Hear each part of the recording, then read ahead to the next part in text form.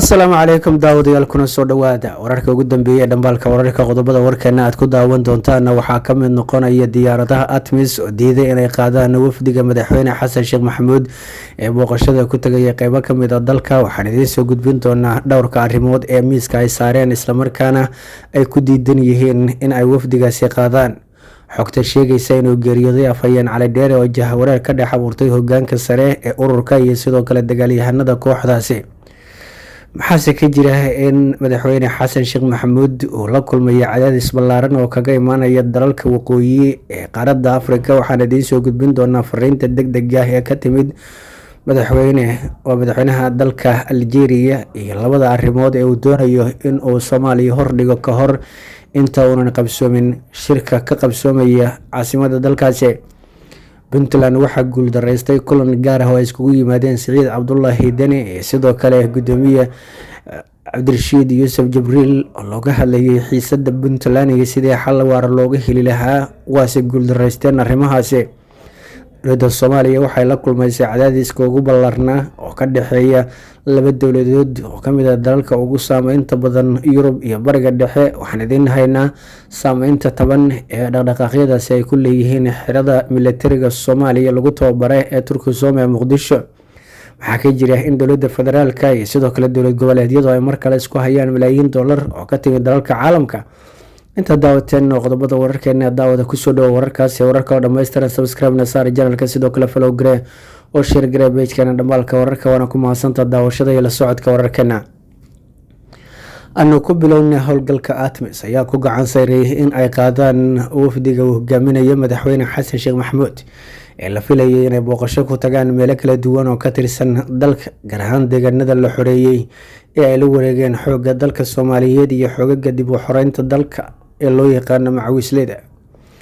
diyaaradaha midooda afrika ayaa horey waxay u qaadi jireen islamarkaana ay saldhigyada ciidamada iyo meelaha ay ku kala sugan yihiinba ay u kala gooshin jireen wasiirka wasaaradda gaashaandhigga, taliyaha ciidanka militariga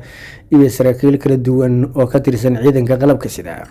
madaxweyne xasan oo ka duulaya howlgallada bilowday ayaana doonaya in uu kormeero aagaga ay ku sugan yihiin militariga soomaaliya, balse ugu dambeyntii waxaa la xaqiijiyey in diyaaradaha atmis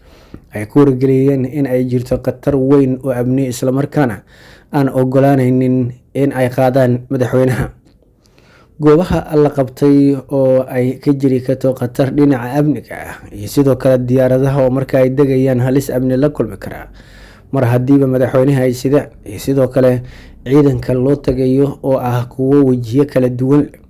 ayaa kamid ah arrimaha ay atmis ay kaga gaashaamanayso islamarkaana ay kaga warwareegsanayso in ay qaado wafdiga xasan sheekh.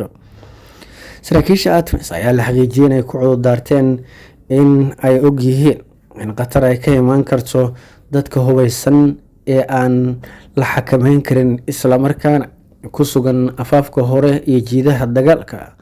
kuwaas oo haddii madaxweynaha la horgeeyo ay ka imaan karto khatar amni maadaama qaarkood aynan marin hubin rasmi ah. sababa ahaatee madaxweyne xasan sheekh maxamuud ayaa qorsheynaya inuu booqdo magaalooyinka waaweyn ee dalka, gaar ahaan kuwa xiga deegaanada la xoreeyay sida aaga beledweyne, dhuusamareeb iyo sidoo kale magaalooyin kale oo ka tirsan gobolada koonfurta ee bartamaha soomaaliya sida magaalada baydhabo. diyaaradaha atmis ayaase la sheegay in ay cudurdaarkooda ku adkeysteen mid amni islamarkaana ay usoo jeediyeen wafdiga madaxweynaha inayna tegi karin jiida hore. xogta sheegaysa inuu geeriyooday cali maxamuud raagi cali dheere ayaa waxa ay abuurtay jahwareer xoogan oo ka dhex qarxay hogaanka iyo sidoo kale dagaalyahanada ururka, sida ay xaqiijinayaan ilaha sirdoonka ee dowladda federaalka. waxaa jira ismariwaa xoogan oo soo kala dhex galay hogaanka ururka wixii ka dambeeyey markii la xaqiijiyey in uu geeriyooday cali maxamuud raagi cali dheere oo afhayeenka al-shabaab ahaa islamarkaana ku sugnaa deegaano ka tirsan bartamaha soomaaliya, sida laga soo xigtay saraakiisha hay-adda sirdoonka soomaaliya. sarkaalkani waxa uu ku geeriyooday magaalada aadan yabaal ee gobolka shabeellaha dhexe. taasina waxa ay xaqiijisay hay-adda sirdoonka soomaaliya inay abuurtay jahwareer ku aadan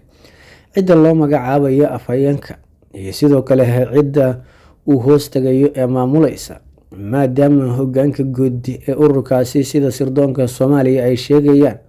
uu yahay mid la daalaa-dhacaya xanuun muddo hayay. Sabababa ha ahaatee, waxaa dabaaldegii ugu ballaarnaa markaan bilaabay beesha oo kasoo jeeday nabadoon Cilmi Hagar oo hogaaminayay howlgalka uu ku dhaawacmay Cali Dheere, sida ay tilmaamayaan ilaha dadka deegaanka iyo nabadoonnada beesha, iyadoo weliba beesha Xawaadle ay markaan bilowday in ay u dabaaldegto guusha ay ka gaartay dagaalkii Ceel Qooxle ee gobolka Hiiraan. Dhinaca kalena, waxaa weli sii soconaya howlgallada militari ee dadka deegaanku ay doonayaan inay ku xoreeyaan meelo kala duwan. Waxaa bilowday markaan cadaadis ay Soomaaliya saarayaan dalalka carabeed ee qaaradda Afrika, gaar ahaan dalka Algeria oo madaxweynaha dalkaasi uu madaxweyne Xasan Sheekh Maxamed usoo diray waraaq degdeg ah oo ku socota Soomaaliya ka hor inta aan la gaarin shirka ay iskugu imaanayaan golaha guud ee ururka Jaamacadda Carabta oo bilaha ugu dambeeyay sanadkan ka qabsoomaya caasimadda dalkaasi. Algeria ayaa waxay xoojisay xiriirkeeda diblomaasiyadeed waxaana magacooday safiirkeeda Soomaaliya. Waxa uu weliba cadaadiska Soomaaliya saaran uu yahay mid la xiriira habka loo kala taageerayo dowladaha bariga iyo waqooyiga bari ka kala tirsan ee Itoobiya iyo Masar, kuwaasoo isku haya webiga Niil, iyadoo weliba la doonayo in Jaamacadda Carabtu ay ajandaha kusoo darto arrinta webiga Niil oo biyihiisa la isku hayo. Soomaaliya oo dhowaan gashay heshiis laba geesood oo kala dhexeeya Itoobiya ayaa markaana bilaabi doonta inay dib kaga gurato wadahadaladii iyo ballanqaadyadii horey ay ugu sameysay General Sisi ee ku aadanaa in ay weligeed ka garab taagnaan doonto howlgallada socda. Waxaa guuldareystay kulan gaar ah oo iskugu yimaadeen Siciid Cabdulaahi Deni iyo sidoo kale gudoomiyaha golaha wakiilada Cabdirashiid Yuusuf Jibriil, kaasoo ka qabsoomay magaalada Garowe caasimadda Puntland, waxaana goobjoog ahaa madaxweyne ku-xigeenka Puntland Axmed Cilmi Cismaan Karaash. Wararku waxay xaqiijinayaan in dhinacyadu ay ku kala tageen arrin la xiriirta muddo kororsiga la sameysanayo, qaabka loo sameynayo, habka loo hirgelinayo iyo hay'adda dejinaysa arrintaasi. Kadib markii gudoomiyaha golaha wakiiladu uu ku gacan saaray in uu hogaamiyo qorshaha muddo kordhinta, ayaa waxaa cirka isku shareeray tallaabooyinka uu qaadayo madaxweyne Siciid Cabdulaahi Deni, islamarkaana ku aadan in lala tacaalo islamarkaana si rasmi ah looga adkaado howl walba oo hortaala. Arrimaha ay ka midka yihiin muddo kordhinta, habka wajahidda doorashada, iyo sidoo kale in laga adkaado guud ahaan isku day walba oo ku gadaaman geedi socodka siyaasadda ee Puntland, iyadoo weliba gudoomiyaha golaha wakiilada siyaasiyiin badan ay cadaadis ku hayaan, kuwaasoo kaga digaya in muddo kordhin loo sameeyo hay-adaha Puntland. Siciid Cabdulaahi Deni ayaa inuu muddada kororsado waxa uu ogolaansho kaga haystaa, islamarkaana taageeraya oo dabada ka riixaya kooxo kala duwan oo ka tirsan Arrintan iyo sidoo kale madaxweynihii hore ee Puntland Cabdiraxmaan Faroole, oo ay ka mid yihiin xukuumadda xubno ka tirsan qoyskiisa, sida in wiilkiisu uu ka mid yahay golaha wasiirada ee Siciid Cabdulaahi Deni. Si walbaba ha ahaatee, kulanka ayaa lagu kala tegay iyadoo weliba rajo laga qabo in kulan kale maanta la iskugu soo laabto. Waxaa sii xoogeysanaya khilaafka u dhexeeya laba dowladood oo Soomaaliya saameyn weyn ku leh, islamarkaana ka tirsan dalalka beesha caalamka ee sida weyn isha ugu haya arrimaha Soomaaliya,